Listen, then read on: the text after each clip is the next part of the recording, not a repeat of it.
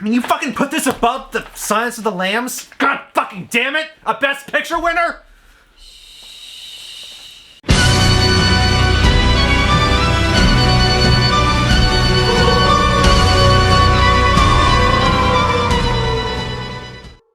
Hello again, this is Grave Cinema here, and this is a special video we'll be doing for you.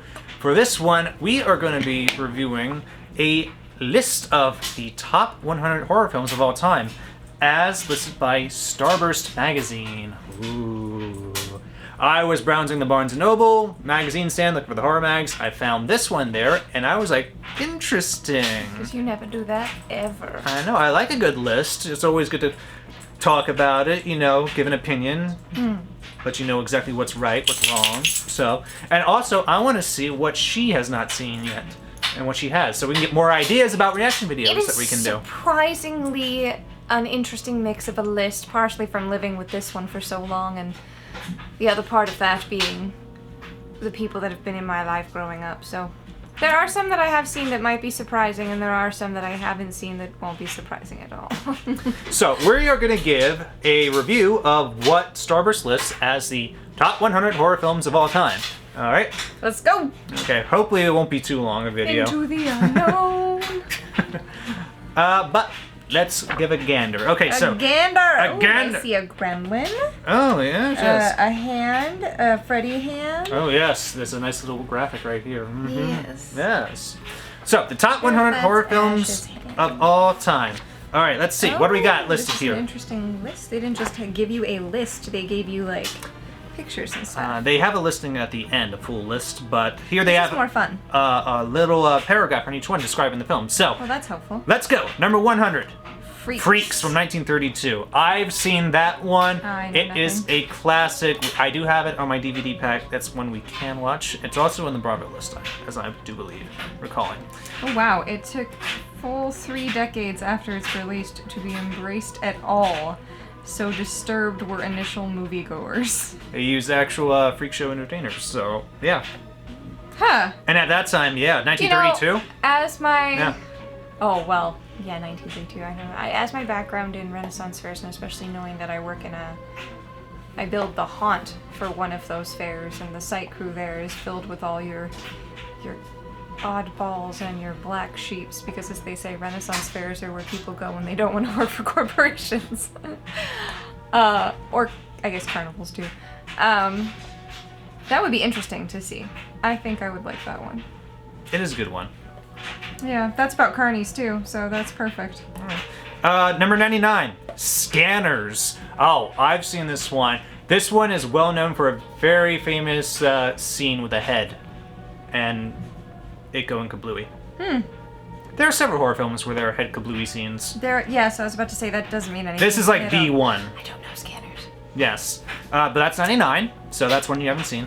Number 98, The Hitcher from 1986. So that's 3 I haven't seen. Yep. I don't think I've seen that one either. So. Ooh, wow, finding one you don't know. Well, nobody's seen everything. That's true. That's the thing.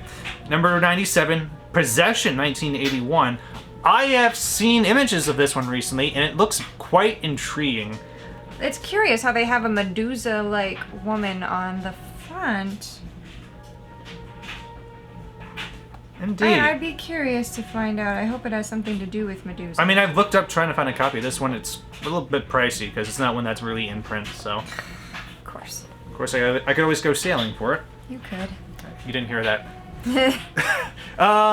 Number 96. Bram Stoker's Dracula. Ooh, from 1992. Yes, that is a well-done one. I've seen that a few times. Have you seen that one? Of course I've seen that one. You made sure to re-show it to me so I knew which one it was. And then you showed me Dracula Dead and Loving It, which is the parody of Bram Stoker's Dracula. All the Draculas, basically. All delightful. Mm-hmm. No, I loved this one because it had Gary Oldman in it. Gary Oldman, he's great. He's great in just about anything he does. Yeah, but that's number 96. Number 94. 95. It goes 96, 95, 94, my friend. You're right, you can read, I can't. I know numbers! Yay! Because of the way it's laid out here, It is laid out very odd. It goes... But number 95, The Wolfman from 1941, the original OG. Universal Yeah, Wolfman. that's a fun one. Yes, and I have not seen it because we did not get to it that New Year's Eve. We did Universal Monsters. I did show you a few of those. We have a whole DVD Yes, pack of but all that of the was Universal actually the films. night you showed me the original Bela Lugosi Dracula, and then we watched The Mummy, so we could do the countdown to midnight, and then we watched The Invisible Man. Yes. Classics. Absolutely. All right, that's 95. Number 94, The Lighthouse from 2019. This is the recent one. Robert Eggers, I believe. Yes, he's the director. He's a newer, modern horror type film director. Very stylized in his films. I did see this one. It was decent. It has its the style. words mermaid vaginas and angry masturbation in part of the description with a flatulent William Dafoe? What? Does that not make you want to see it? I need to see that now. No, it absolutely makes me want to see it. What the fuck even puts mermaid vaginas in its description? That's brilliant. Let's do that. So that's 94. That's one that can go on the list for That sure. can go on the list, absolutely. All right. Number 93. Oh. Fright Night! Original Fright Night, 1985. Like, I love that movie. It's great. my opinion must be, I think, just like the best is. vampire movie. Just in its whole execution, concept, everything. I love all the Fright Night films. This was the first. It's so wonderful. If you haven't seen it, I recommend it. Absolutely. I would not. It will never hold number one in my heart for vampire movies, but that's because Once Bitten still exists, and I can't put that one aside.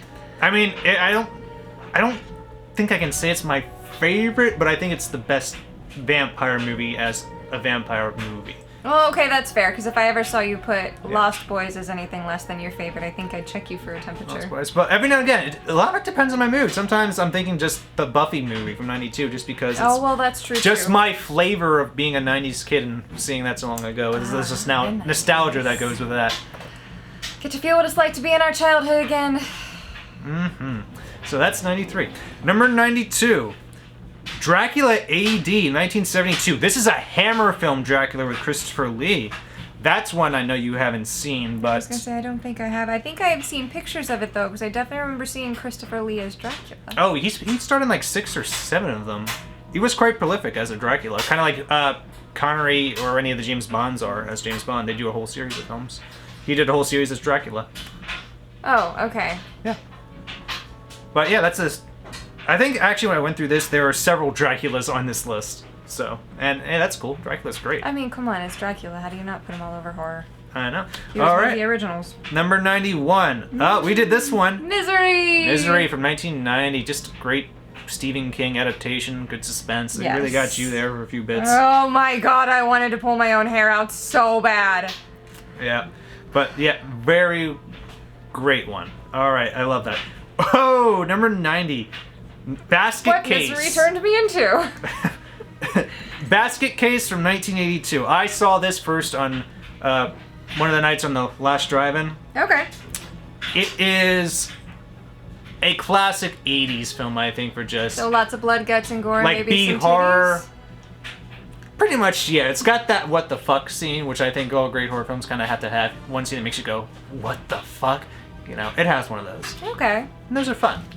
Is it like them ripping off titties? No, there are no titties getting ripped off in that. Oh, that's good. I'm really gonna be disappointed if this list has Hobo with a shotgun. Just put that out there. She was not a fan of that. I really hated it. I can't handle hearing people beg for their lives. I just can't. Which is unfortunate, because there's going to be quite a few horror films where that's kind of going to be a thing. You know? Yeah, and I'm gonna kind of freak out every time. I just can't. I don't ever. You have empathy, that's why. I was gonna say, that's not something I want to get used to. Yeah. I just don't. It's don't- important to maintain your empathy, you know. Yeah. Alright, so, number 89, The Greasy Strangler from 2016. This That is a name. a modern one. I am not familiar with this one. Jim Hosking. Bewildering, disgusting, and compulsive viewing, while also being incredibly funny and strangely affecting. So we may put that on the list for neither of us have seen it reaction. Interesting, yeah. But with all the other films that we haven't seen, it wouldn't be on the top of the list. No, not on the top of the list, but it can go on the list of things that you haven't seen. It can, but for a special feature season. I will seek it seen. out, but if we're doing it, it's gonna be way behind everything else. Well, of course. So, this is like season 5. I know. There's so much horror and so many movies that have been made. This is what we put out when we get bored of other things, Yeah. and we finally need to do something new. Yeah. There's a lot to go through, Great but favorites. that's why I like these lists. You find things you've never seen before, and it intrigues you to want to seek it out, to watch it. Mm-hmm. And you find, like, hidden gems that way. So maybe that's a hidden gem. Yeah, kind of Okay. like One Cut of the Dead. Oh, that was so great. Such a good movie. Go watch it. Indeed. Okay, next. Number 88. Dawn of the Dead, 1985. No, Day of the Oh, Dead. shit, you're right. See, I can read letters too.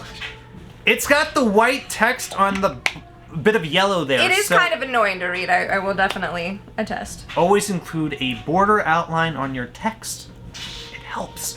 So it's actually Day of the Dead, 1985, part of the Romero Dead series of zombie films. Which I believe isn't it Night of the Living Dead and then Starts with Dawn Night of the Living Dead, then Dawn of the Dead, And so Day of this the is Dead, Dead. Land of the Dead, Diary of the Dead, Survival of the Dead, and I'm then glad they didn't do Evening of the Dead. That would have just been weird. Romero himself died, so he couldn't do any more. Oh, But hey, he had a good run.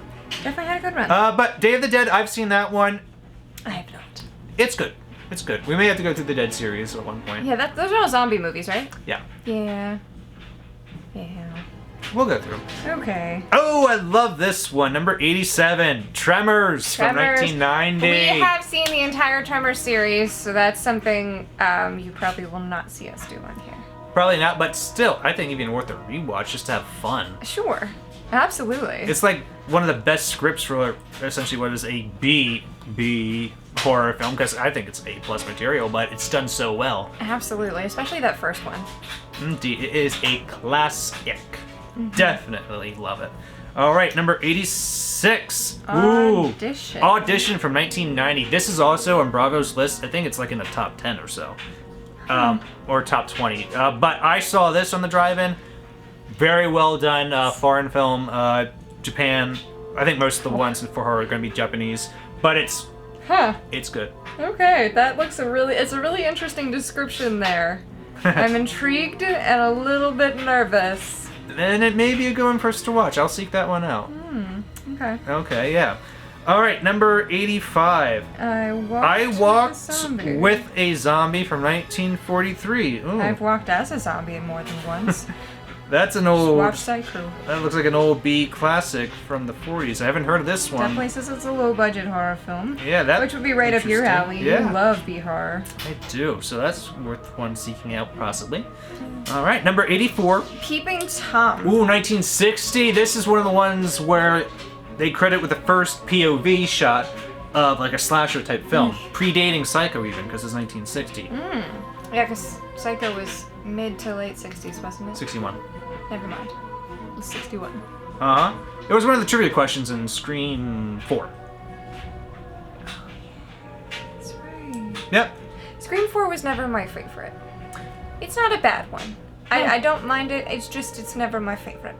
It's not my favorite, but I love it 'cause it's a so Scream much film. more. It's hard to. Scream's one of those series for me where I love all the films, but you do have Exactly. your favorites. Yeah. So Yeah. still worth a watch, but Absolutely worth a watch.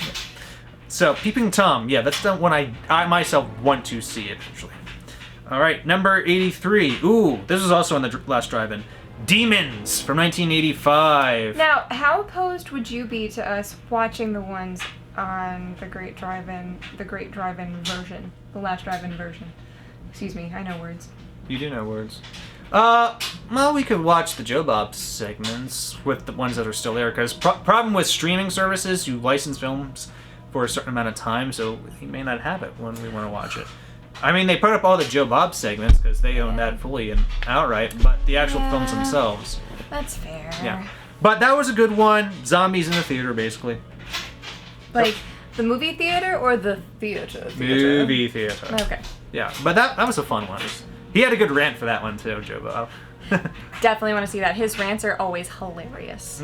He's very intelligent. All right, next, number 82 The Sixth Sense! from 1999. The movie that got us all as children!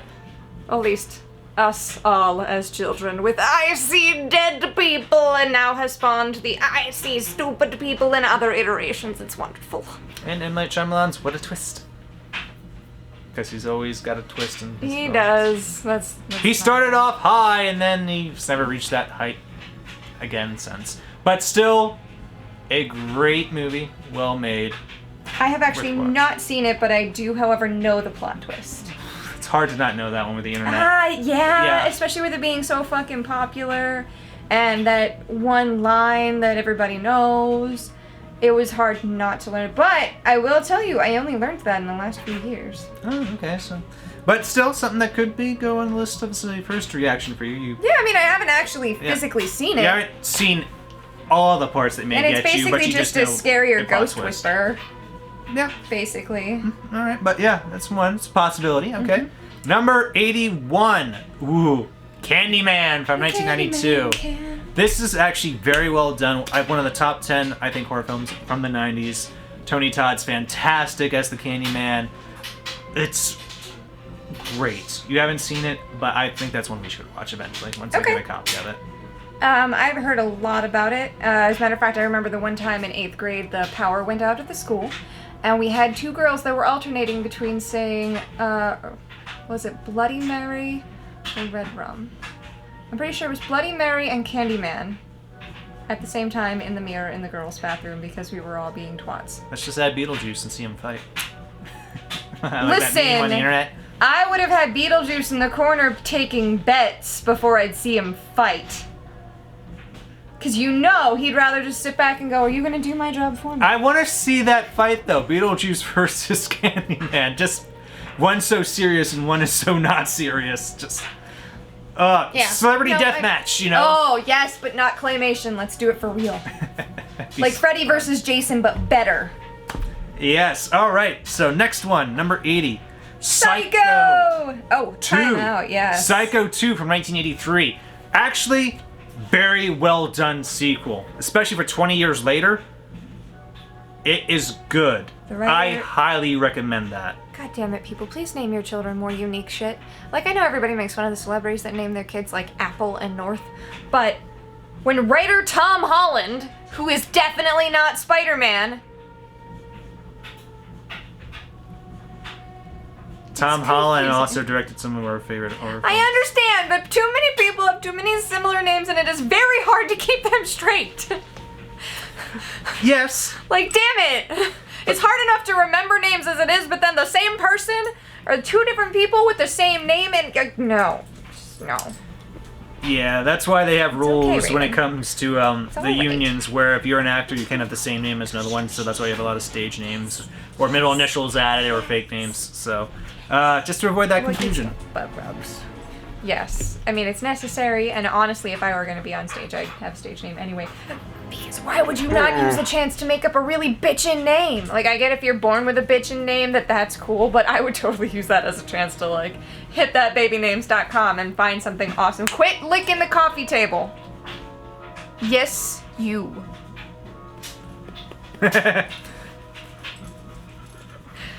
Yeah, but Psycho 2, great one.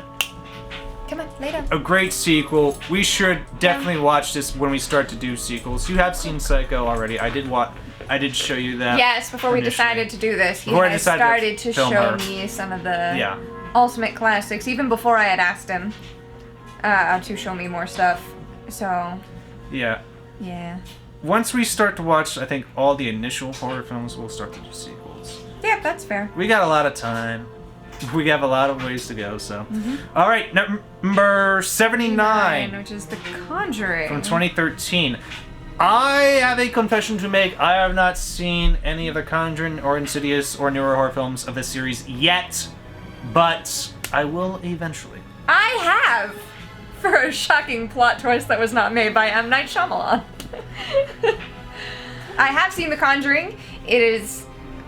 It's a little rough because there's a few things in there that are particular fears of mine that just make my throat kind of close in a little bit. But in all, it's not bad. It's pretty cool. Kind of reminds me of A Haunting in Connecticut.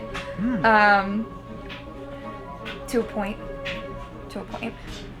But I actually quite liked that film. I liked the idea of people coming in as not necessarily exorcists, but experts in the field and teaching families how to get out of that situation. And I thought that was pretty cool. Kind of like you having your own, not necessarily Ghostbusters, but you get what I mean. Paranormal experts that are actually taken seriously and aren't just full of shit. I like that idea and aspect. Okay. It's pretty cool for me. I mean, I am intrigued by it. I just haven't gotten around to it yet. There's only so much time, so many things to watch. And I don't watch horror 24/7. I still watch other genres. And there's TV and books I read. So, but eventually, yeah. Yeah. We'll get to it. Get to it. All right. Next one, number 78. Kill List from 2011. Don't know anything about this. Never heard of this one. It looks like it's a British chiller, according to the paragraph description. So that could be a hidden gem. We don't know. It's listed here. I don't know. If you're watching this, look it up. Maybe it's something that intrigues you. Maybe we'll look it up as well. Yeah, maybe. Next one, number 77. House. 1977, but not that house, not the one from the 80s, but a Japanese film from 1977 called Maybe House. that house was a remake? No, it was not. Asked by Toho Studios to deliver a movie akin to Jaws. Interesting. Yeah. Huh. A group of schoolgirls terrorized by a haunted country manor. I don't see how that relates to Jaws, other than the fact that there is a cat on the thingy. On the So little maybe they're poster terrorized by we've a seen tiny cat. That would be kind of hilarious. Yeah. Maybe. Interesting. I mean, it could be a hidden gem, you know? Maybe. Number 76. Rosemary's Baby. So I have heard so much about this, but I have never seen it. Same. It's a classic. I haven't seen it myself. I never got around to it. 1968, Rosemary's Baby. So that could be one for us to watch eventually as well. Yes. Yep, you know, basic story. So- she gives birth to the devil or some shit. Or Oh, is that Antichrist. what it is? Yeah, I believe Okay. that's the basic gist of it. So wait, was it Mommy Dearest that had the shit fit about wire coat hangers then? I do believe so, yes. I also have not seen Mommy Dearest. I just know that there's a whole scene where someone loses their shit about their daughter having a wire coat hanger, and it's just fucking ridiculous. Yeah. So that's Rosemary's Baby at 76. Now, we're about a Quarter of the way through. quarter of the way through. All right. That's Number 75. The Fog from 1980. This is a John Carpenter film. John Carpenter does some good horror films. This was also a good one. One of the Jamie Lee Curtis films that she did with him. This is it's like a ghost story. The ghosts come out in the fog, basically. So it's ghosts that come out in the fog? Pretty much, yeah. Okay, because my ex-boyfriend in my very first ever D&D campaign did a trope off of The Mist, where bad things come out in the middle of this. Well, pretty mist much that any rolls horror into film, town. if there is a mist or a fog or some shit, there's going to be some scary shit coming out. Right, but this is a different thing. There's ghosts that come out in the fog. There are creatures that come out in the mist, and they will fuck your whole world up unless you got nice, sharp, pointy objects that are spelled, which generally don't happen in the real world. Yeah. But yeah, that's a good one. I've seen it. You haven't seen it. That could go on our list as well, just because it's Carpenter. Classic. You gotta. And it's Jamie Lee Curtis. How can you go wrong? You can't go wrong with Jamie Lee. All right. Turn the page. Where are we at now? 74. It is The Devil Rides Out from 1968. Christopher Lee? That is Christopher Lee. Interesting. Cool. I think I remember getting a recommendation for this a while back as for viewing on one of my videos. Hold up here. Where's the beginning of this sentence? Oh, it's actually at the beginning of the thing. Directed by Hammer veteran Terrence Fisher, 1968's The Devil Rides Out stars the late great Christopher Lee as an occult expert. Duke de Richelieu? Might be saying that wrong. Duke de Richelieu. I'm It's who suspects that his good friend's naive curiosity has led him to unwittingly join a satanic cult, led by the charismatic Makata? Charles Gray. He's okay. I'd rather see you dead than meddling with black magic. Interesting. Yeah, Hammer's looks like a Hammer film or Hammer like, but Christopher Lee. So he's always great. I wonder if that's Yeah. I haven't seen this one, but It holds a ring to On the list. another culty like movie. What was that one we watched that was in black and white and had to deal with that town outside of Salem that had witches in it? Yeah, that was the one during, I believe it was the Elvira special recently. It was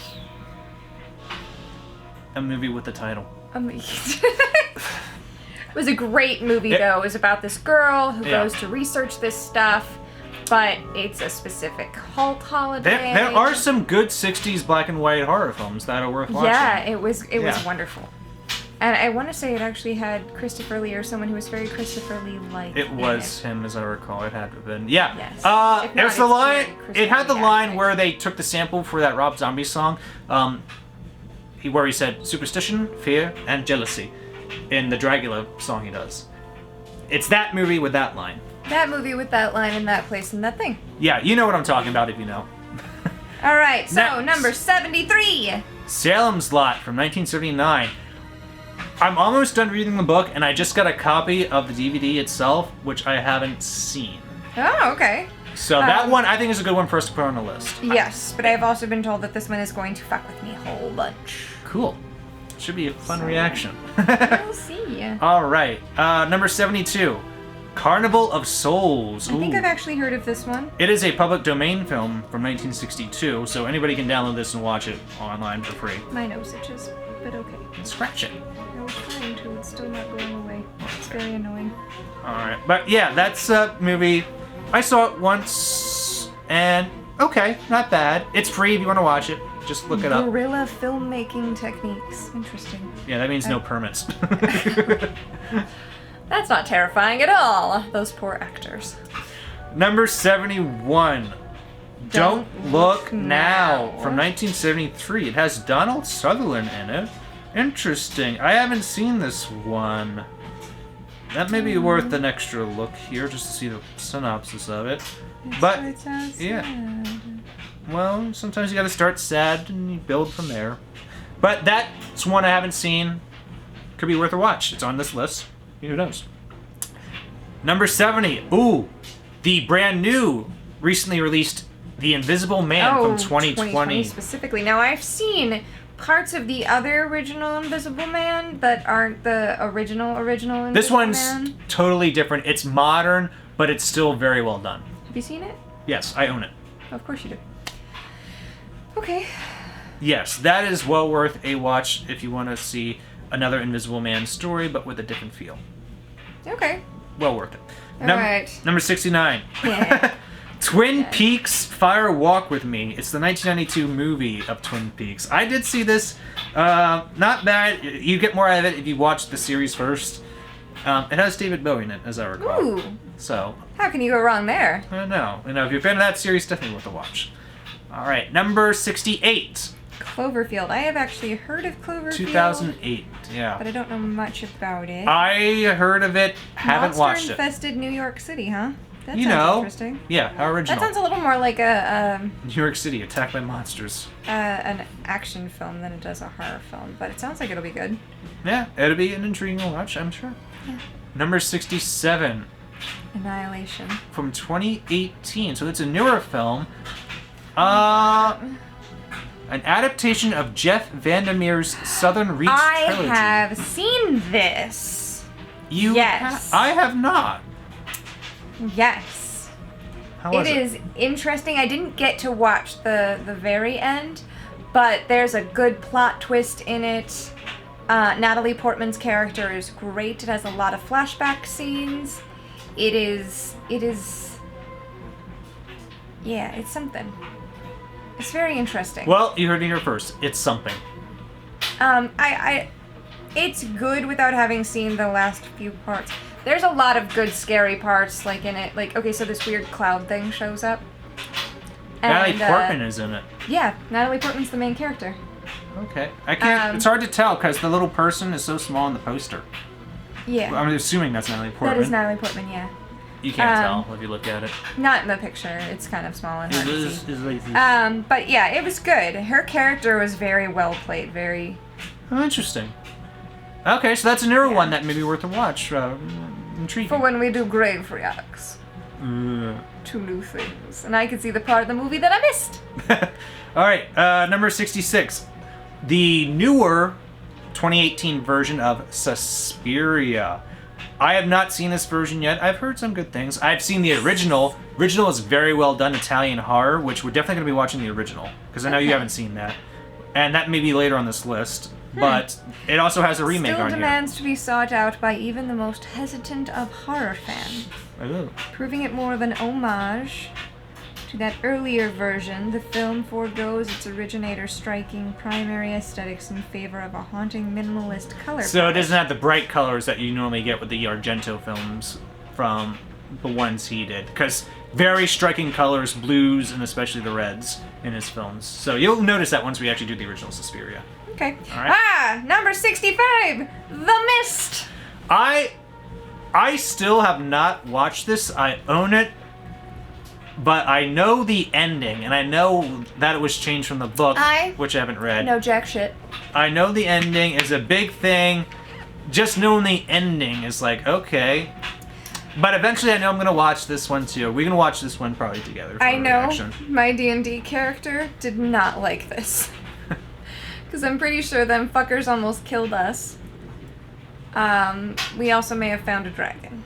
Oh, cool. It was a long time ago for me to... All right. I have a feeling Stephen King will be represented quite a bit on this list. Yeah, because he's Stephen King, and we've met him once. Well, we've met his work once. Alright, number 64! Ooh, wait. Brain Dead from 1992, also known as Dead Alive. It's kind of one of those movies with two titles because, you know, there's its country release, then it's the American release, and then you like retitle things. I have a copy of this. It's labeled as Dead Alive. This is definitely on our list. We are going to be watching this. This is early Peter Jackson. Okay. Peter Jackson was a schlock horror director to start out his career with. This is cited as often one of the goriest horror films of all time. Oh, yay. Just what I love. So you're gonna really be seeing some shit when we watch this one. Not actual shit, right? No, not actual shit. Just Okay, because there's a line. yeah. But yeah, the gore will be coming on this one, and I can't wait to see your face. Oh, but Make sure yeah. you get a massage first and that the blood is flowing through your arm. Number 63. Eyes Without a Face. From 1960? Interesting. I haven't heard of this one. Could be one of those 60 films worth a watch that you never It is see a nowadays. French classic, apparently. Ooh, it's French. Okay, so it'd be subbed or dubbed, one or the other, but it's probably so good it's worth entry on this list. So, one we know nothing about, but if you are able to find it, I believe with it being on this list, it's worth a watch. You know? It's interesting. Worth Gives a me watch. repo vibes, but not repo vibes. Okay, interesting. So that's 63. Turn the page. Number 62. Gremlins! From 1984. You know what? I've never seen that through the lens of a horror film. No. I mean, when I was young, there were scenes where I thought were scary, but as an adult, it's just fun. Listen, spider gremlins are not cool. They will never be cool. Spider Gremlin wasn't until the sequel. I don't care. It's what I think of every time. Okay. But Are you sure about that? Didn't he inject one of them with spider venom? that was in Gremlins too. When they were in the not mad scientist, but in the research and development lab of the big office building. And that's when they started to inject them with all the weird shit. I thought One the became an electric scientist gremlin. did it. Didn't he give away the other gremlins that weren't the original, the other Magwai that weren't the original Gizmo? You're thinking of the sequel with the spider gremlin, trust me. Okay. I still don't like it. You don't like spiders. No, I don't. She's That's a the- shock. She's the biggest goddamn wuss when it comes to spiders. Hey, I would like, excuse you. This year was basically the year of the spider in Florida, and I will have you know that I only screamed twice because they scared me out of nowhere. And I got extra panicky only after one of my friends on my crew got bit by a brown recluse, and that made me know that they're up in numbers that year to be a little extra careful. Okay. So, and I had no banana spiders trying to come at my face. I did a lot better, even when I found those fucking flat ones that like to hide and be extra creepy, even though they hunt other spiders, and I actually quite like that, but it's still very creepy when you find one this close from your face. This is what happens when you watch Arachnophobia as a young person. Bad plan. That's what and happened then to her. find out about the stories that your mother tells you about how she got over 1,000 spider bites on her body and was starting to hallucinate, because even though wood spiders are not venomous, mostly to humans, if you get like over 1,000 bites, it's gonna fuck you up pretty good anyway. Yeah, her mom had to tie her down to her bed. That is really traumatizing for a 6-year-old to hear about, okay? It's traumatizing. Let it go. Number 61! The Fly, 1986, remake of the original. This one, well done, great practical effects. We are watching this one. Yes, this one was actually also, I believe, one of the ones recommended to us in the video we put up for The Thing in the comments. I believe. It's gonna be fun. It's got Jeff Goldblum in it. Gina Davis. Ooh, I like Gina Davis. I don't mind Jeff Goldblum either, for the record. I like them both. They're so much fun, and especially when they're movies together. I like all the movies they're in together, which is like 3. Wasn't it Gina Davis in the Alien movie?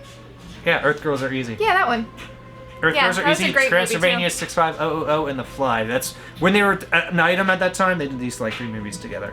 Very cool. Yes, but The Fly, definitely one we're gonna be watching. Okay. Stay tuned for that one. Unless shit happens, but it wouldn't. Hopefully it doesn't. What are we doing? Next, 60.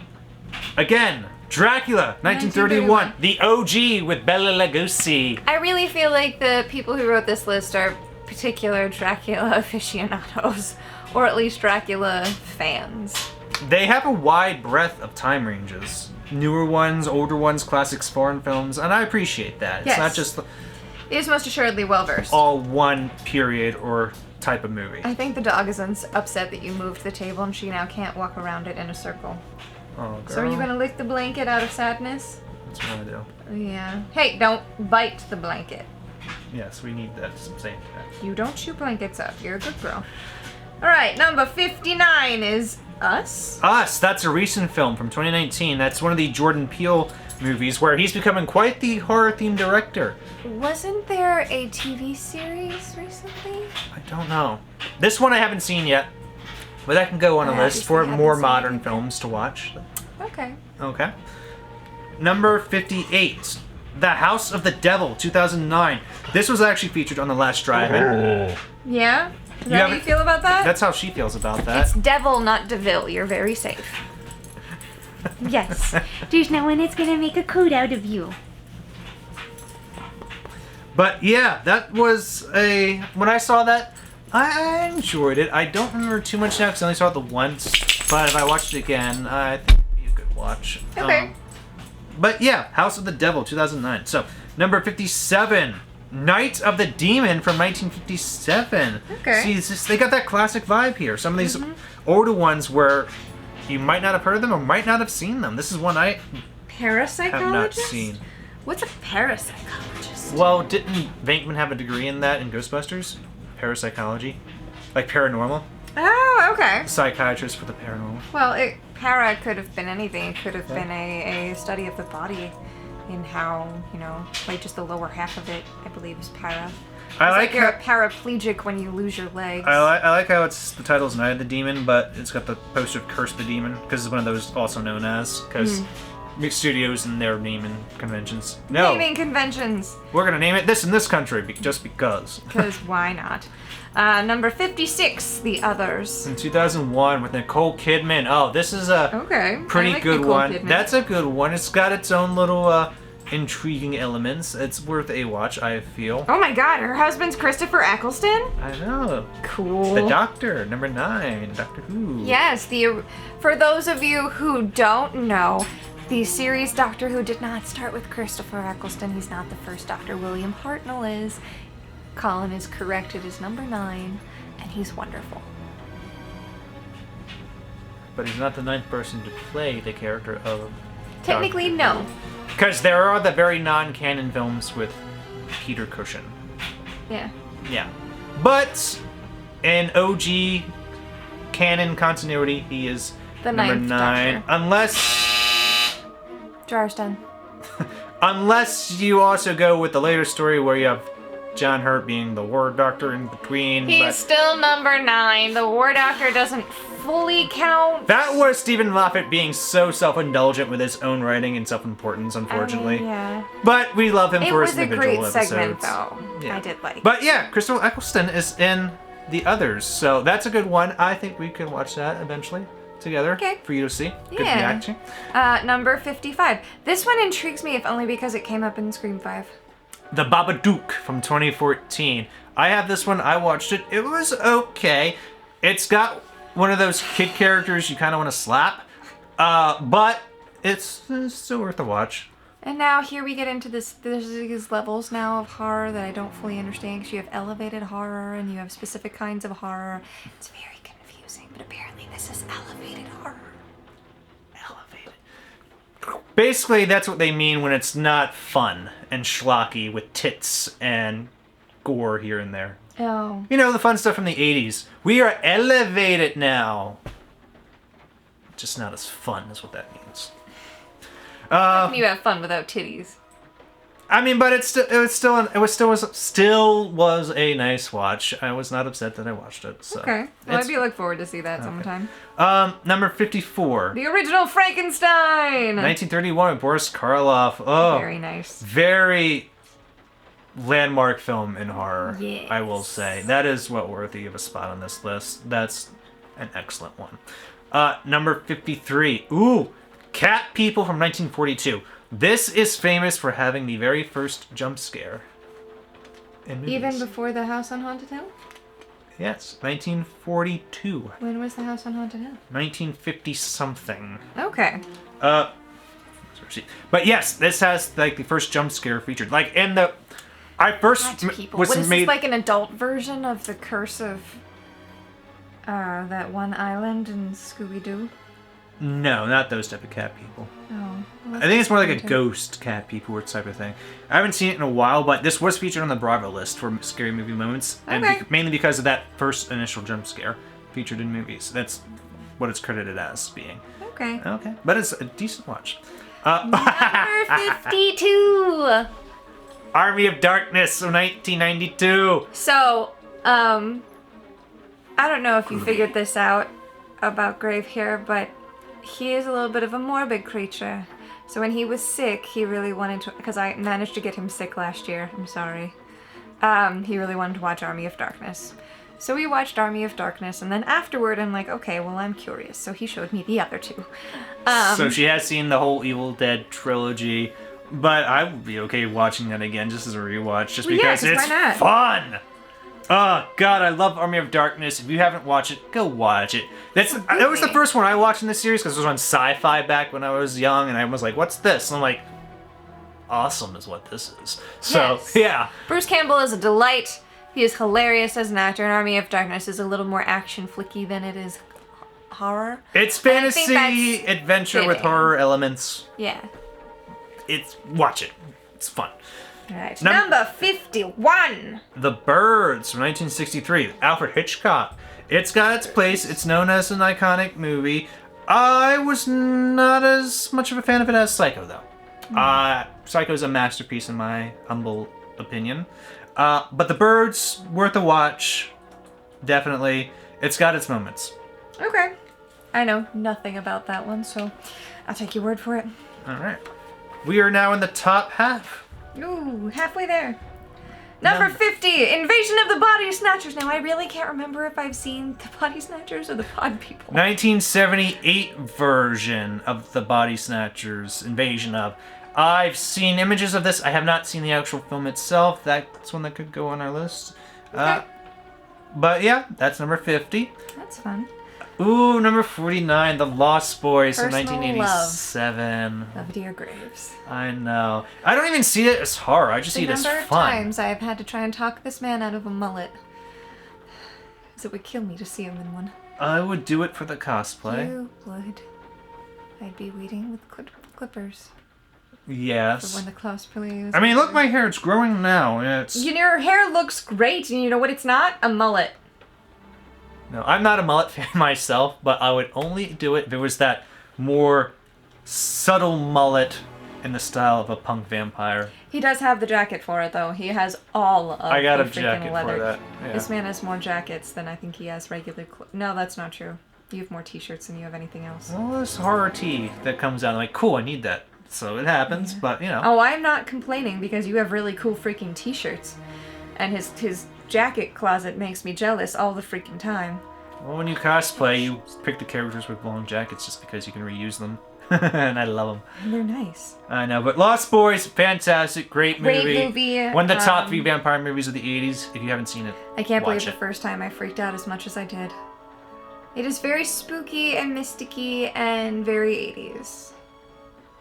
It has the dad from Gilmore Girls. The granddad. Awesome. Alright. Number 48. Ooh. Pan's Labyrinth. From 2006, Guillermo del Toro. If it's Guillermo del Toro, it's quality. This is a very well done film. If you haven't seen this, do yourself a favor, watch this movie. Have you seen this? I have seen that. It made me sad. It does create emotion within you, So very sad. but it's beautiful, beautifully made. It's great effect work. Definitely watch this one. Number 47. It Follows. It Follows from 2014. I've heard of this one. I still have not watched it yet. A slasher movie based around an STD? Kind of. Yeah. That's what the first sentence is. Well, it's done in the form of a question, so. But yeah, it's kind of a thing like you sleep with someone, and then the force, it follows them, and then they sleep with someone, and then it follows them. Oh, so what Or you need to do is something revenge like that. fuck somebody after you sleep with someone. I guess that's the general To premise get of it. cursed. I haven't watched it, so I can't say exactly what it is, but it's on a list I have. It's on one of the queues. Something we could watch eventually. Number 46 is one we've actually done, but you guys have never seen because technology is shitty. The file got corrupted. Number 46, Reanimator from 1985. That was such a good movie, though. It is so well done. Oh my god, just the practical effects works. And the amount of I want to smack a bitch. The bitch being a dude. It's highly entertaining. Definitely a great one. Go watch that one if you haven't. Yes. Number 45, the OG, Suspiria from 1977. This is well done. Probably Dario Argento's most well-known horror film. Even in the psychedelic whirlwind of Dario Argento's filmography, Suspiria manages to stand as a wildly distinctive achievement. It is. It's got a pretty unique soundtrack as well. I always love a good soundtrack. As I feel like it's As it important. should. I believe a movie needs to have a truly great soundtrack to be an ultimate classic. Mm-hmm. Especially in horror. Like horror films, if you look at some of the best ones done, you will remember those themes, that soundtrack, because it sticks with you. Because movies have multiple elements. The images are just one. Sounds, I think, fully complete the actual horror film. I think sound is more important than just the actual image in movies, just because if you have shit sound, you just can't be as immersed in a movie as you normally would just seeing the images. Yeah, I believe that. Yeah. I can see where you're coming from with that, is what I'm trying to say. Number 44 is Ringu. Ooh, Ring-U from 1998. This is the Japanese version of what is more famously known as The Ring, with the girl coming out of the well. Yeah. So, Nope, I've seen Scary Movie 3. It's alright. yes. They're the basis. So, yeah, it's the original version of The Ring. Okay. Okay. Number 43. The Return of the Living Dead, 1985. This is a fantastic zombie movie. Pretty much the origin of the whole brains zombie trope. Okay. Yes. This is one we definitely should put on our list if you haven't seen it. I feel like all of the Living Dead movies should go on at some point because they're classics. There's kind of two offshoots. There's the Dead movies and then there's the Living Dead movies. Romero and his writing partner from the original Night of the Living Dead kind of had a split. One got the rights to Living Dead, one got the rights to Dead. That's why you have Romero's Dawn of the Dead, Day of the Dead, Land of the Dead. Whereas this one, then he had Return of the Living Dead, and then he had multiple sequels to just Living Dead. Okay. But this one, great. Classic. Well worth the watch. You got to see that one eventually. Right, and the one that is the answer to life and everything in it. Number Number 42. Dog Soldiers from 2002. It's a werewolf movie. I've heard of it. I haven't watched it yet, but I do have it on the shelf. So, let's take a group of hardened soldiers, isolate them in a remote farmhouse, and make them defend it from a relentless foe. Oh, and that foe? Werewolves. All good? All very good. Yes. What could possibly go wrong? So, that would be a first-time watch for us both. I feel like, you know... I would be taking so much silver, melting that shit down, and coating a sword. Because you know you're never going to have enough silver bullets. Well, you don't need a full sword, just like a tip of silver, and that'll still kill. No, I want the full sword. Okay. But yeah, Dog Soldiers, that's number 42, okay. Number 41. Martyrs. Martyrs from 2008. I've heard this is like one of those fucked up movies, I think. Because there are a certain subset of horror films where they just try to go as shocking as can be. I think this was one of them, as I recall. I don't really. But maybe there's a story also that goes with it, in which case, you know, okay. I'd be there for the story, but that's number 41, Martyrs. Okay. Yes. So, number 40. Friday the 13th. Interesting From that is so 1980. high up in the list. The original film I've watched, it's a standard slasher, but it's got So that's... great... Wait, this is the first one, and that's Jason, right? So this is the one where Mrs. Voorhees is the killer. You do know that twist, yes. If it's a twist, if you've never seen the first Scream one. once. Okay? Yeah. If you watch Scream, you do get a bit spoiled on some of the trivia they give from other earlier films. That's one of them. Also, this is one you have most assuredly watched in here, and I vaguely recall a woman being the killer. I didn't watch it with you. You saw but like a I bit of the came tail end through of that, the room yeah. A couple of times while you were watching it. This is definitely going to go on our list to watch because we got to watch all the classics of the Trinity, Trinity, the holy horror trinity of Nightmare, Friday, and Halloween. Right. So, but yeah, but it's high because you know what it does have that I mentioned before, a bitchin' soundtrack. Mm-hmm. It's got a great soundtrack. So I do recall it having a good soundtrack. See, he likes to listen to things at holy fuck off levels, so even if I'm upstairs in my room, there's a good chance I can hear it.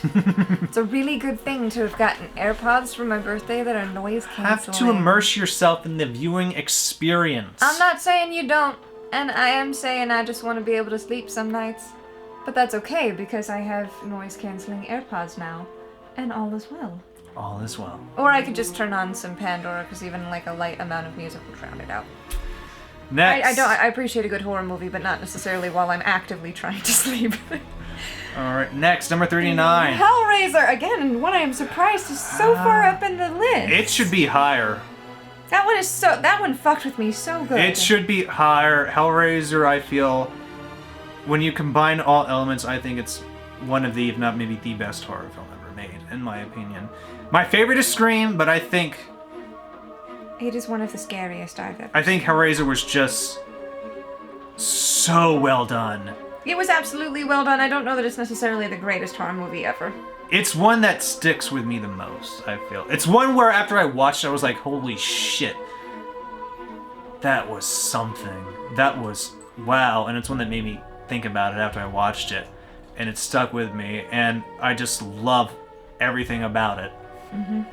So yeah, definitely deserving of its place on this list. Yes. Alright, next. Number 38. Saw. Saw from 2004.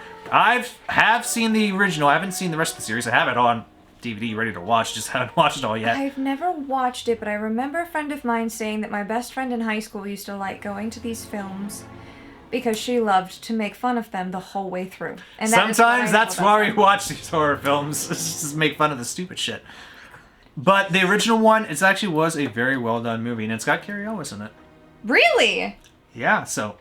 Okay, did not see that one coming. So I think this one's definitely gonna have to go on our list. If only for Carrie Ellis. And it is Because much love to Carrie Ellis. It is a well done film. Mm-hmm. So yeah, that one can go.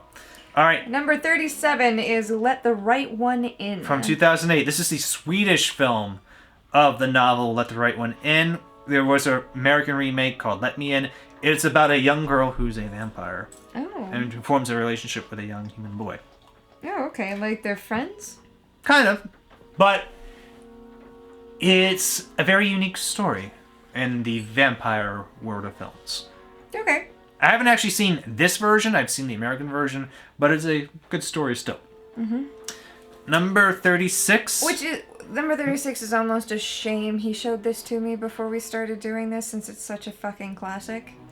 It's Poltergeist. From 1982. It is a well done ghost movie, basically. It's such a well-known movie. I don't think you can call that a ghost movie in my opinion. Poltergeist and a ghost. It's a haunted house. I mean, I get that.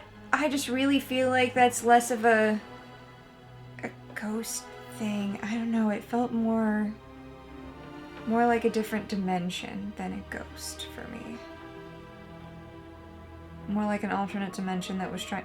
It felt more like the dimension that Pinhead lives in is trying to suck you into a different world. It was like purgatory, essentially, from what I gathered when watching that. But it was like the purgatory of these spirits. They're stuck there, and one of them's really pissed off. That's our titular poltergeist. And we're going to go after children, because why not go after the weak? Yeah, go after the weak, you know. But yeah, Poltergeist, again, well done. Out, my kids would never have that happen to them. That if you haven't seen that, I recommend that. It's a classic. Definitely go watch that. Number 35. The Descent from 2005. I have this. I still haven't watched it yet, but I hear it's pretty intense. Basically, a bunch of girls, college-age girls. They go. I think it's spelunking, which is like cave exploring or cave diving. Yes, basically, but with... And then they get trapped, and then there's creatures. Yeah. Okay. Yeah, but it's supposed to be supposedly a pretty intense horror. I think I could handle that one pretty well. You know why? Because I would never go spelunking.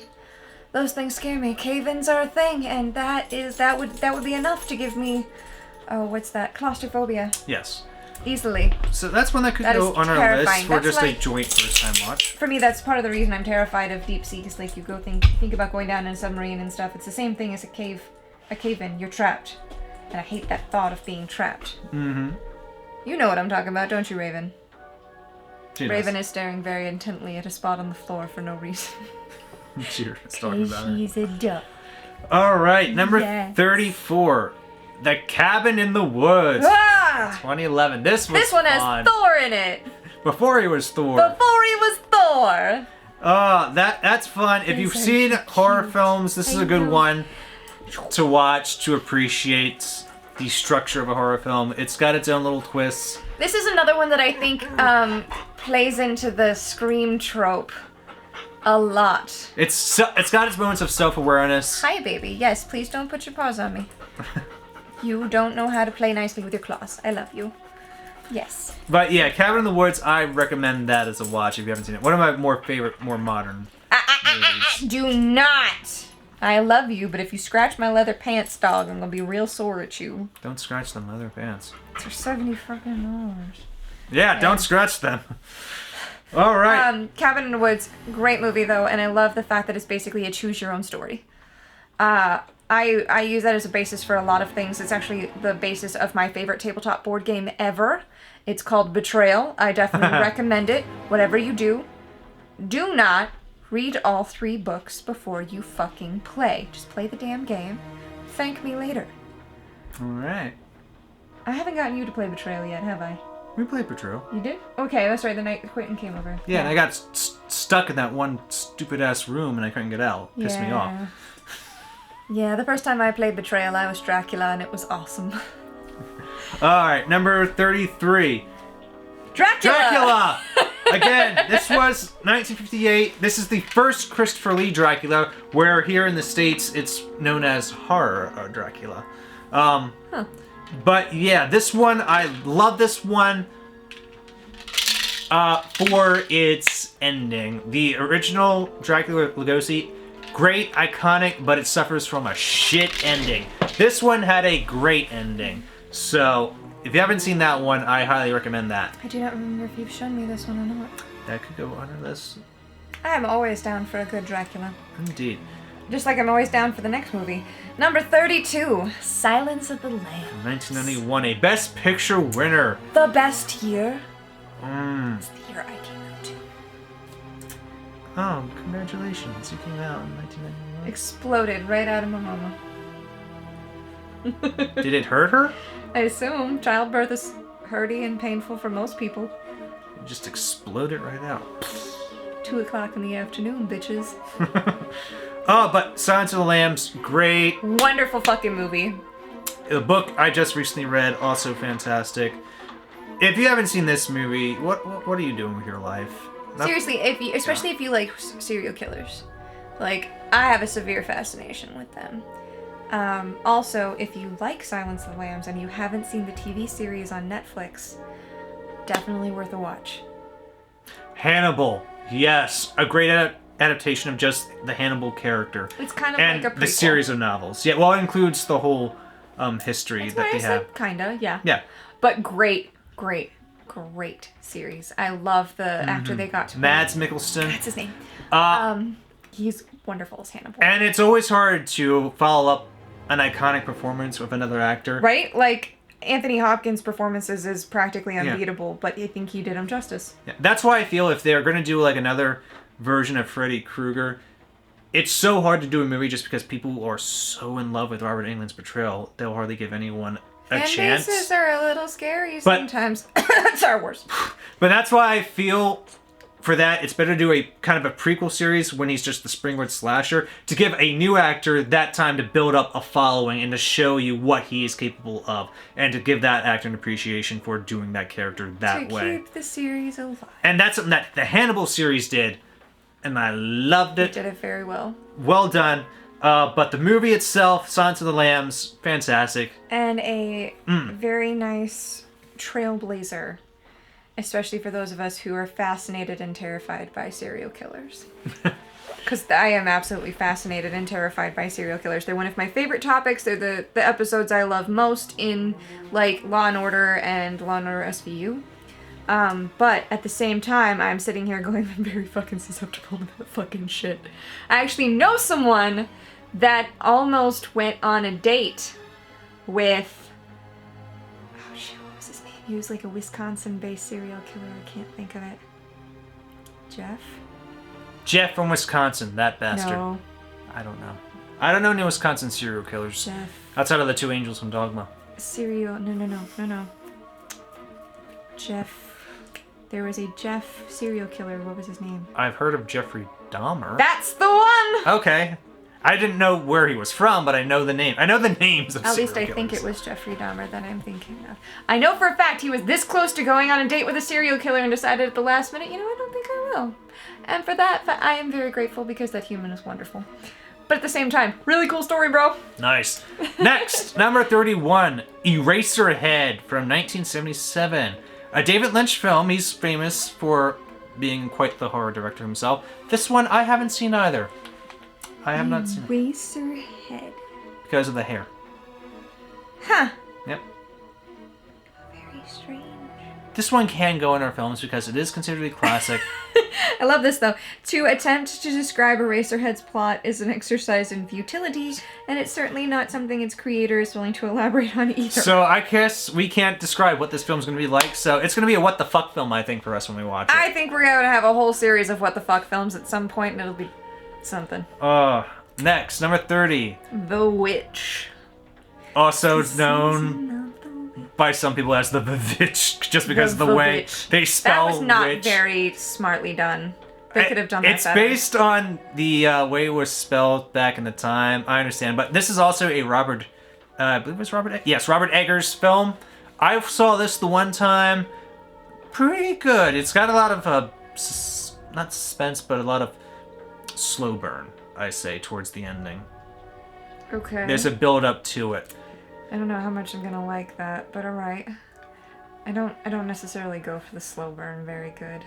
Yeah, but it's got elements that keep you intrigued Okay. as you watch. Oh, that's always nice. All right, number 29. The Omen. Omen from 1976. I just watched this for the first time recently, and it is a good movie. It's a classic. It's got some, a few of the kills. This was featured on Bravo's list as well for one of the kills. It's about, the Antichrist child being born. That old shtick. Damien. Named Damien, yep. Funny also People because the named priest in The Damien. Exorcist was named Father Damien too. So That's funny. I know. Number 28 is Hereditary. 2018. This is a new one, very famous one for the new horror films. This was Ari Aster. He's another one of the newer horror directors. He's done quite a few of them. Hereditary. It's got that one famous scene. That if you've seen it, you know what I'm talking about. I haven't, so I don't. That could go on a list for newer films just to see your reaction. Okay. Yeah, and it's got some other things too to keep you intrigued. So that's 28.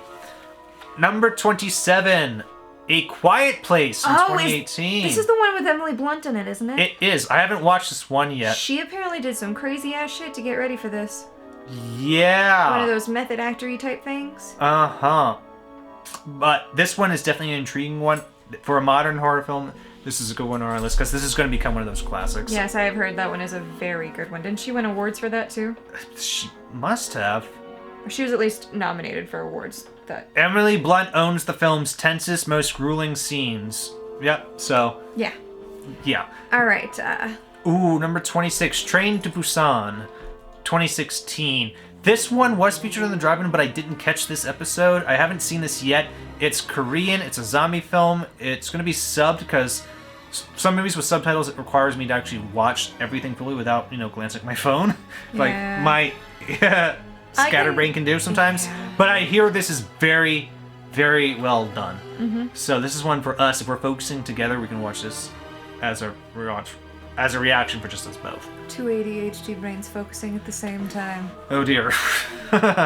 Magic and mayhem will happen. All right. Number 25!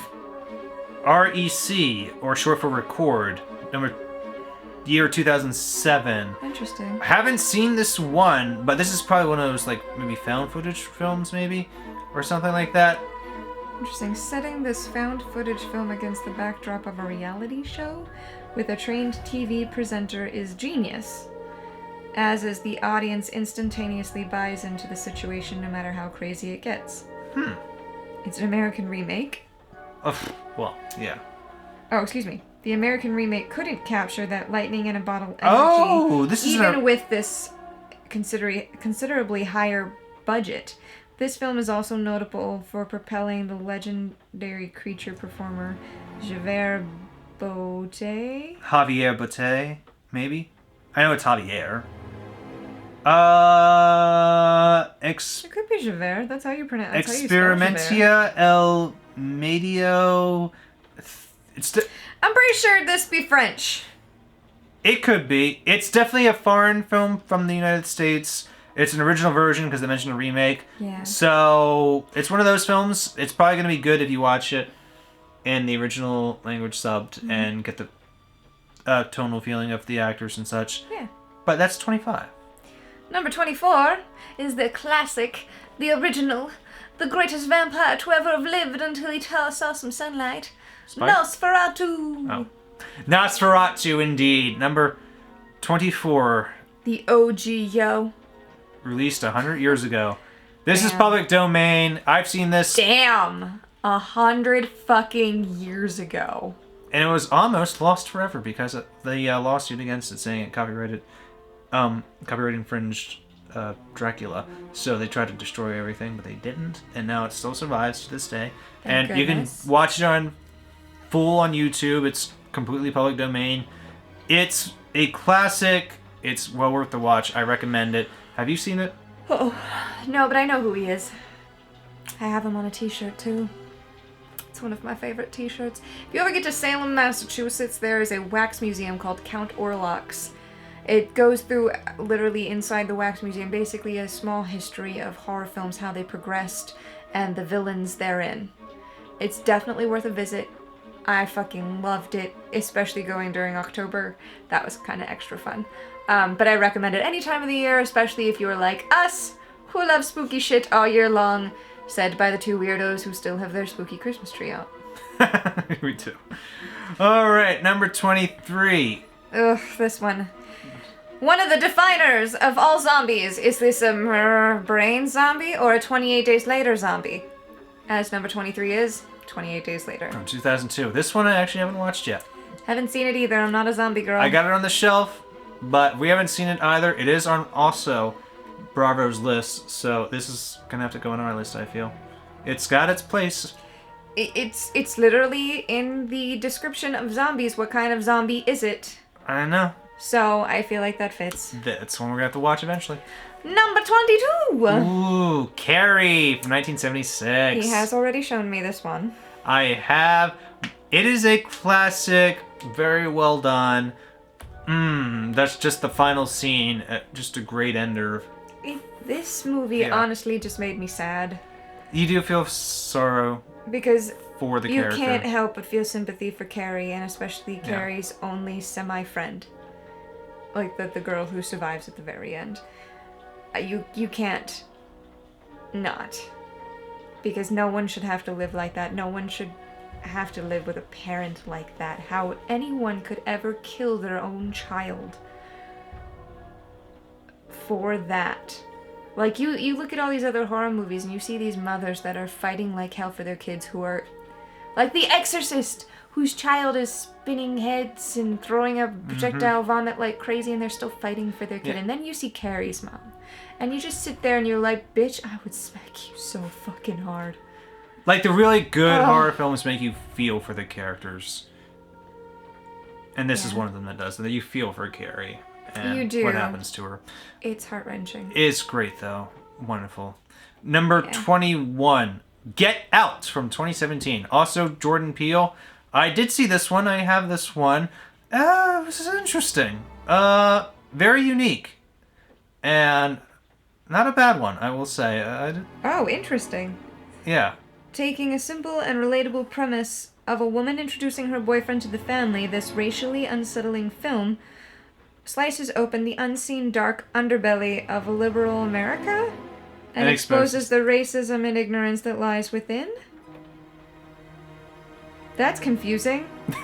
Well, you have to watch it together. Yeah, I think we do now, because I don't understand that, and I have to. End of story. We'll watch it. We'll add that. Number 20! Ugh. The Blair Witch Project. I don't think that deserved 20.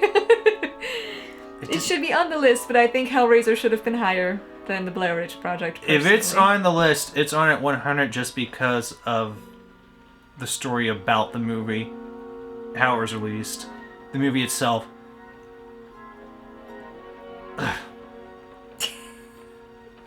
That's a whole opinion right there. I hate to badmouth movies. I always try to look for the good in films, but this was just so fucking boring. And that's the worst sin a film can make. It has that one bit at the very end that was on Bravo's list as well, but to put this at 20 above such great films that we've already mentioned? Yeah. What the fuck? Disagree is what that translates to. Oh. We disagree. I agree too. The Blair Witch Project was a little bit creepier for me than it was for him, of course. It was a bunch of people just filming random shit in the woods. Seriously, you couldn't follow the story. It made no sense. Oh. I definitely would not have put Hellraiser above this in the list, personally. Well, you wouldn't put Hellraiser below this on the list. No, I would put Hellraiser below it on a lower number. I would not put it in a higher number, which is what they did. You have Hellraiser higher ranked, is what we're trying to say. Yes, that's... I would have ranked Hellraiser much higher than I would have the Blair Witch Project. So, oh god, yes. Oh god. I respect the filmmakers for what they did. They made a movie and they marketed the hell out of it, or the studio did. They did an interesting new take. And I respect that part of the film. But the actual content of the movie... yeah. And that's all I'm going to say about that. So we don't rant for 3 hours. I mean, you fucking put this above the Silence of the Lambs? God fucking damn it! A Best Picture winner? Clear skies, clear skies. I'm okay. I'm not. Number 19 is much better rated than the Blair Witch Project. And it is Psycho. See, you upset the dog. I'm sorry, Raven. I know I got a little heated there. She'll make it better. It's okay. It's okay, girl. Yes, she knows. I know. When Colin gets upset, he needs pets, right? Yeah. Yeah. He needs two pets. Yes. As in you. All right. Okay, but moving on past that. Number 19, which is Psycho and Justly Deserved. Yes, 1960 Psycho, a masterpiece, my favorite of Hitchcock's films. So well done. It is a landmark in horror films and just the basis for later slasher films that came after it. If you haven't seen this, watch it. Definitely should go watch it. Oh my god, I love Psycho so goddamn much. Especially if you're a fan of horror. It is a little bit drawn out, but it was... It could be edited a little bit tighter, but still... It was a trailblazer, especially for its Yeah. time. And definitely worth the watch. Definitely Fantastic. a great fucking ending. Jamie Lee Curtis's mom. Yeah. Janet Leigh. Yeah. Great movie all around. Excellent, excellent. Number 18. We watched this. Yeah, we did, and I don't think it deserves this spot on the list. I think it's too high, but it's still a great movie and a fun one to watch. Shaun of the Dead from 2004. See, I don't like I don't like classifying this one as a horror film. I understand why they do, but it's meant to be a comedy. It's got a... And if you aren't going to put Heathers on this list, this doesn't belong on this list. It's got its tongue-in-cheek in this one. It's not a straight zombie film. It's people with somewhat satirical reactions to zombies happening around them. Yes. But still, it's fun, enjoyable. I'd watch this again if I'm in a particular zombie mood, but just more of a lighthearted zombie mood, you know? Lighthearted. And that's good. And zombie mood. Number 17. Ooh, Bride of Frankenstein. Bride of Frankenstein, This is one 1935. I have not seen, but I would like to. It is great. I appreciate it. I love what it did. I still technically like the first one better because it's got the original story in the first film. This one, though, it's got things I do like about it, though, which does give it that ranking above, especially for Elsa Lancaster as the titular bride at the very end. That fucks with my head. Sorry, as a person who grew up in Lancaster, Pennsylvania, hearing people whose last names are like Lancaster and stuff like that really just fucks with me. But yeah, Bride of Frankenstein, classic, deserving of its spot, I'd say. If you want to appreciate the originals, not for just if they scare you today, but what they did at the time, yes, especially. Number 16, Midsummer, another Ari Aster film. I've heard so much about this. This will become a modern, I think it already is a modern classic. I have seen this one. It's got some fun what the fuck moments, I will say. And it's all bright. It's all pretty much like daytime for the most part. I want to see it. That actually looks good. Okay, definitely we'll put that on a list. Reading the thing, the story of six outsiders once given a The story of six outsiders given a once-in-a-lifetime chance to witness a pagan ceremony that only takes place every 90 years. There are some early warning signs that Midsummer is not going to be the pastoral anthology feature promised by its premise, but that doesn't quite prepare the viewer for the point when things get very strange and real. Okay. Cool. It's on the list. Yeah. It is on the Looks list. good. Number 15! Yes! My favorite! Scream. From 1996. It changed the face of horror when it came out, and it's still as important today as it was then. Yes, as seen by the overwhelming success of Scream 5. Oh, yes. And Which Scream was 6 is wonderful. already going to be coming out next year. Oh, I'm so happy. I'm so fucking happy. I hope they bring back the characters from Scream 5 for Scream 6. Oh, I they're- really liked the new ones. Courtney Cox is already signed I don't just on, mean Courtney Cox and Nev Campbell, But- I mean the next gen. But also, there'll definitely be some next-gen characters. They have Because to. I liked them. They were great. I liked them And a we lot. may even get Kirby back, too. That Because would be there was a fun. little Easter egg I where it heard. showed that she was still alive. Yeah. So, yeah. Sorry if you haven't seen that. But, you know, We didn't ruin any part of the movie with that. no. No, you go watch that now. Yes. Like, turn this off, finish it after you've watched Scream 5, and then come back to us. Okay? Okay. God. Ugh. And if you haven't seen the other Screams, watch those first. Watch them them. all. Watch all of them. Rewatch them. I don't care if you've already seen them. Watch them Yes. again. They're so fucking great. Ugh. Alright, so number 14 is another one we've already done. It is An American Werewolf in London. It's good. It's here because of the transformation. Yes, basically. That was groundbreaking for the time it came out. All in light. Absolutely. The amount of time they took to do that all practically. Bravo. Took for fucking ever. That's at least a 14-hour shot. They wanted to show it off, and it won the Academy Award for Rick Baker. Well, that's very fair. It definitely earned its Academy Award for that, especially with it being so groundbreaking at the time. It's good if you want to see that transformation scene and appreciate the time that was made. 80s film, 81. It's good. Deserving of a spot on this list. So maybe a bit high for page. my taste, but... So before we turn the page, there actually is a cute little pie chart here called the Eeriest of Eras. Should definitely get this thing to check it out, but it shows the most spooky decades in the horror genre, and the biggest one being, here's a surprise, the 80s. With 23%. Closely followed by the 2010 decade, and then the 1970s, and then the 90s, the best decade. And then the 2000s. And progressively down from there. Yeah. 90s and the 2000s tied. Yeah, I can definitely see this because it was right around the 70s when they started to... They should not have included the 2020s in this, though, because it's not fair. We're only 2 years into it. Yeah. And part of those 2 years was taken up by a fucking pandemic. That was unfair. They still had some good releases, though, during They that time. did, but there's not enough data to go off of to count it as a decade when it's not even a full decade yet. Yeah, it's and only it's 2022. Also, it's hard to judge a film that's so new to put on a top 100 list, I feel. You gotta let it breathe. You do. You gotta treat it like a fine wine. Open that bottle, let it sit for a little bit. But yeah, 80s top because, God, 80s, hello. so much they did in that decade. Alright. Now we're getting up here. Number 13. The Wicker Man. Wicker Man from 1973. I have not seen this one. I've heard about this. I've seen the remake that's supposedly awful with Nick Cage, but I felt it was just, amusing because Nick Cage. Nick Cage. But I have not seen the OG film. It is on Bravo's list, as I recall, for scary movie moments. That could also be put on ours eventually.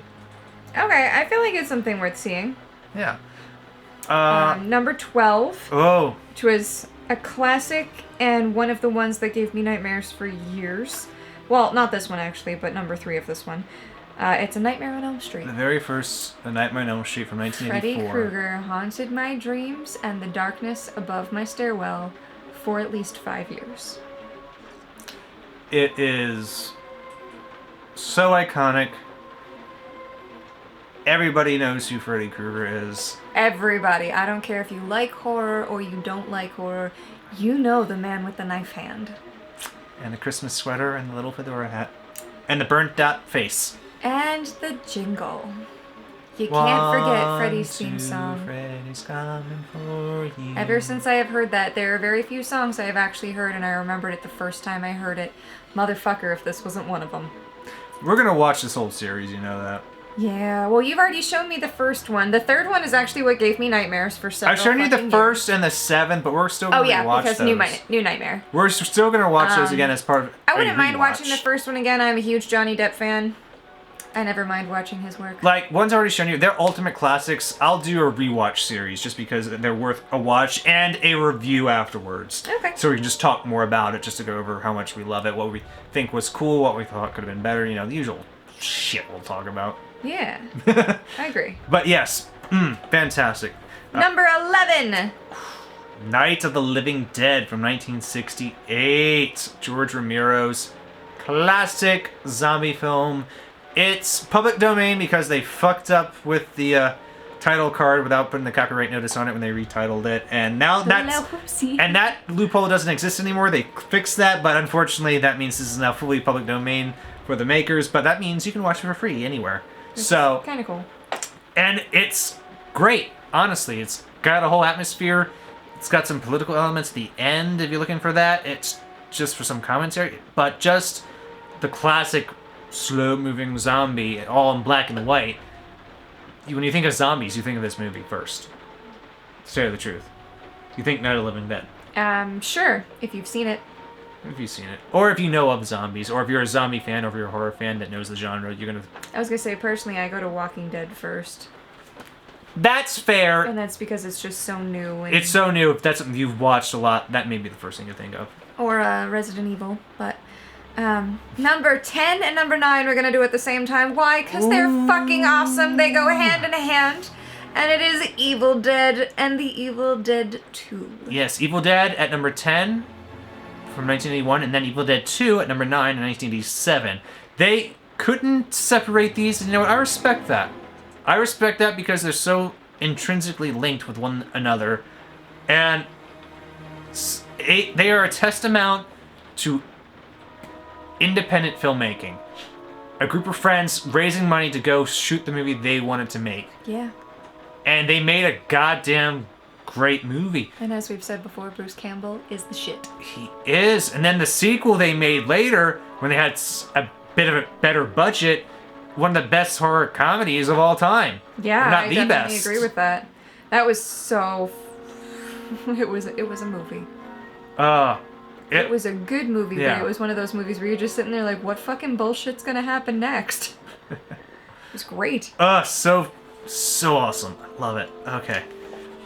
We could talk more on end, but I think we'll do that as a rewatch review or something. Absolutely. Number 8. Whoa, we watched this one. This one got ya. This one really still gets me. It's the Texas Chainsaw Massacre. 1974. Oh, Joe Bob Briggs' favorite movie, as I recall him describing it as. Yeah. The seminal drive-in horror film. It still gives me the heebie-jeebies. It is a classic, iconic film made even before Halloween.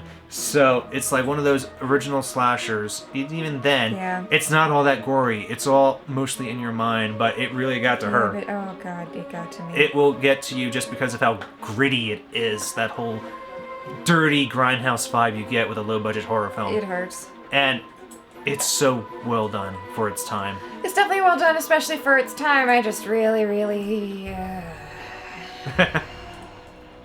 Yeah, that's all others. I would not relish watching that one a second time. Yeah, watch our reaction to that if you want to get more information. That one was fucking rough. Number 7 is as seen by several other of these films that have made appearances in this top 100. Dawn of the Dead from 1978. This was Romero's follow-up to Night of the Living Dead, and some consider it to be better than the original. And it's not awful. It's not bad. I'd say it's actually really good. I feel like it's a little high, but I think there's a lot of cred for this as being like one of the best, if not maybe the best zombie movies by a lot of people. And I think that's why it's rated so highly. But I feel like it's still well worth a watch. Like those original trilogy of zombie films that Romero made, all well done. Worth watching, so. Okay. I'll take your word for it. So number 6. Is one we have already seen. You showed it to me right before Christmas. It was a very memorable night because I remember thinking, it's the week of Christmas. So of course, what do we watch? Jaws! 1975. Fantastic film. Well made. We could do a rewatch review of this one.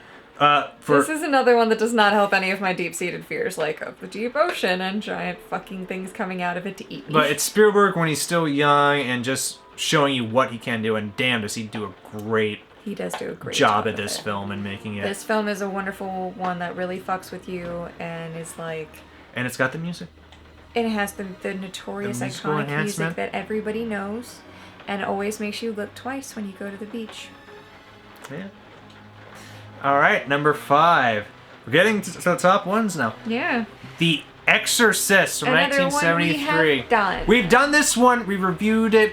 We appreciate what it was for its time. Nowadays, for modern audiences, it's not as scary as it's labeled as for us. It's not. But at the time, I can definitely see why it got to people. It just made me sad for the little girl, but it did also led to a very nice soundtrack that made people.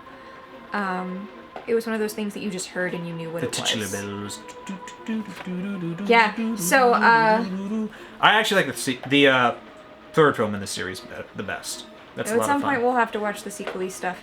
But so the Carillon and the guy that plays it, oh god, why can't I? He's actually been to Pennsylvania and played the Carillon there before too.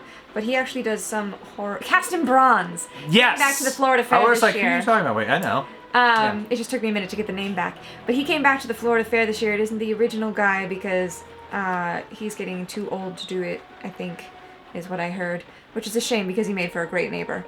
And just a wonderful human. But he came back and it was fun to stand there because the Carillon wasn't very far from where my booth was. And he did a whole bunch of stuff, including the theme for this song. And it took me a few minutes until after you posted the reaction video for this one to go, oh wait, that's what it is, because it always reminds me so much of Halloween. There are similar motifs. There's similar themes in the music there. Yeah. But he did this, and he actually did a really nice version of Evanescence Bring Me to Life. And he got singers for it. Evanescence.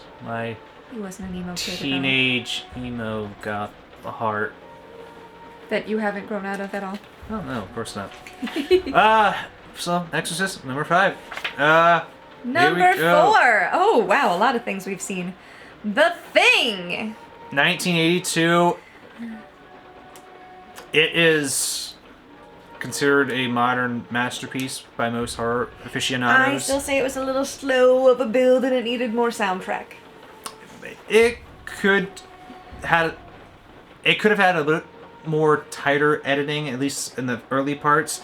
But once they get to like the second half of the film, it picks up fast, and it is a very good film. The effects work. The effects work was very well done and very pioneering. Probably the finest practical effect work done in movies is The Thing. It's very well done. It gets you to think about it. Lots of people rewatch it, they think, okay, when did they get infected? When did they get infected? And it's one that you can debate on. And Thing, it's got just a whole following to it. It's worthy of the place it is in, especially by modern horror aficionados. Definitely agree. And fans. And to keep up with John Carpenter, number 3 is Halloween. Halloween, 1978, like considered the slasher film, the one that really brought it into the modern mainstream of audiences, the one that had all the imitators, and probably I feel this has the best horror soundtrack of all time. Okay, I can see why. Because you take the soundtrack out of this film, it does not hit you in the same way. No, it does not. This is one I have seen. I've also seen the Rob Zombie remake, which is a little bit different story, but I also like the themes, the soundtrack from that, but it doesn't quite match up to the original. And I think that that's kind of important. Mm-hmm. But Halloween, we can do that as a rewatch review, because eventually, as I mentioned, we're going to go through all the original Because the series. sequels and stuff I have not seen. Yeah. I saw bits of one of them. Yeah, Halloween. My mom's ex freaking loved horror films, and the Halloween sequels, they go off the fucking rails. Their timeline is all fucked up. It's awful. But they never go to space. If you want consistency, yet. On a long enough timeline, everything's going to go to space eventually. All right. All right, next, number 2. Which is another masterpiece of the great horror film series. It is the wonderful Stephen King, who's also been featured. Stephen King, who actually is not a big fan of this film because of how much it changed from the book, but if you know what I'm talking about, you know what's coming. It's The Shining by Stanley Kubrick, director, 1980. It is probably like the film of a haunted setting, and then a man eventually going insane and then tries to kill his family. Yeah. It's got a lot of tension building in it. It just builds and builds and builds, and then eventually you see the way it all happens around you. The soundtrack is also one that really sets the tone, I feel, for what is happening to this man as the isolation gets to him, and as the spirits, psychological thriller, as the spirits of the hotel get to him. And the sequel for this, Dr. Sleep, also well done as well. I was going to bring that up too. If you haven't seen Dr. Sleep, but you have seen The Shining, go watch Dr. Sleep. Dr. Sleep, parts of it I thought were fucking amazing and just astounding all over, and there were parts of it that I still cannot stomach that just hurt. Yeah. It hurts you on a level, especially if you have any kind of empathy. It's a worthy sequel, which It's sometimes is hard to absolutely do. a worthy sequel. But it's based off another Stephen King novel, which did a good job of combining the two, the novel Yes. story and the movie story. The sequel is called Dr. Sleep. If we haven't said that yet, which I can't remember. It's not The Shining 2. No, it's not The Shining 2. It is Dr. Sleep. It has Ewan McGregor. Danny Torrance. He's Stars grown as up. the little kid all grown up, and he does a great job. And it delves more on the story of The Shining itself, the actual power. Yes. Whereas the first movie wasn't really about that. It was more about going insane and trying to kill. And in a haunted hotel that's trying to keep your soul. Yeah. But I love it. Love it, love it, love it. And love Jack it. Nicholson obviously did an amazing job. So, now we're on to number one. And I think we've been doing this for a while now. If you've been here... At least an hour. If you stayed with us for this whole review... Kudos. Thank you. Yes. We appreciate you. Yeah, you didn't have to do this, but you Yep. did. You did, so we thank you. And now for the very top listed horror film on this list from the Starburst magazine. I wondered if that was coming up. It is the 1979 film Alien. I don't think I agree with this. As Oh. number one, I don't. As a top it's a 10, great movie. I would. Yes. I don't think number one. I would have left The Shining at number one if that was the case. That's the problem, because once you get up to the top, I say 10 films, critic-wise, by audiences and critics when it comes to horror films, you're never going to agree, I think, on what's going to be the best. No, that's true.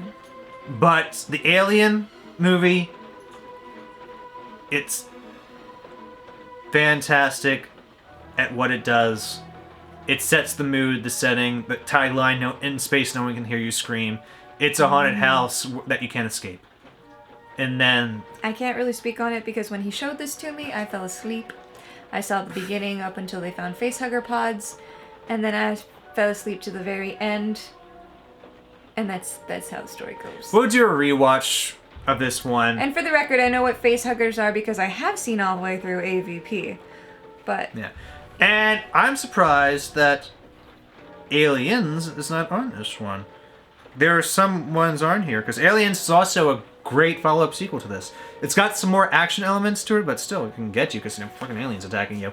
But that's surprising that they don't have aliens. Because the possibility of extraterrestrial life is always out there, until they show up. And then, at the very end, they give you a nice little handy-dandy checklist. To be able to see what you have seen, what you haven't. So, yeah. So that's the top 100 horror films of all time according to the Starburst magazine. Definitely gives Issue us some 476.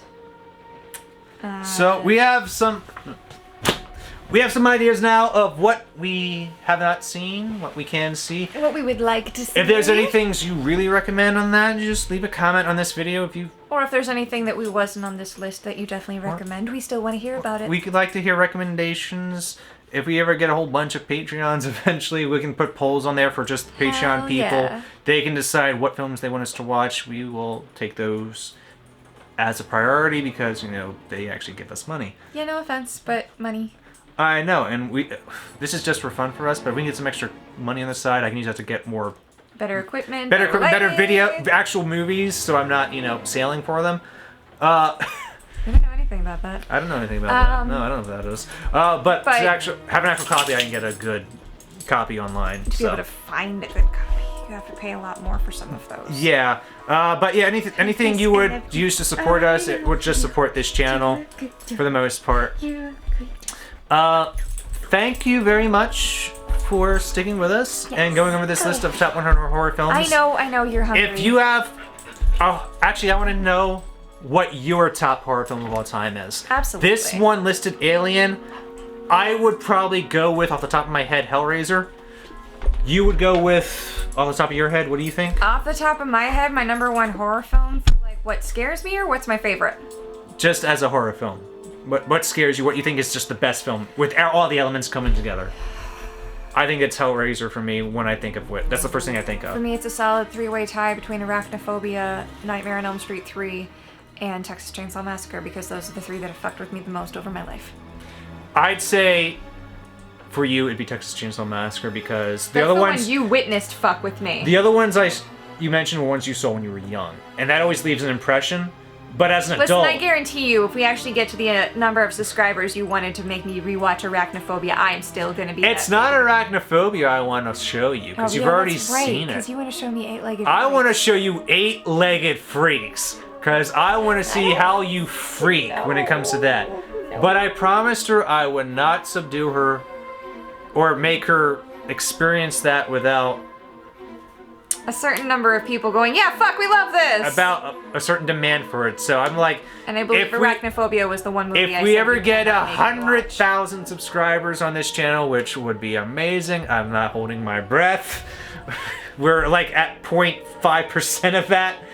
If that ever happens, we would do a full reaction.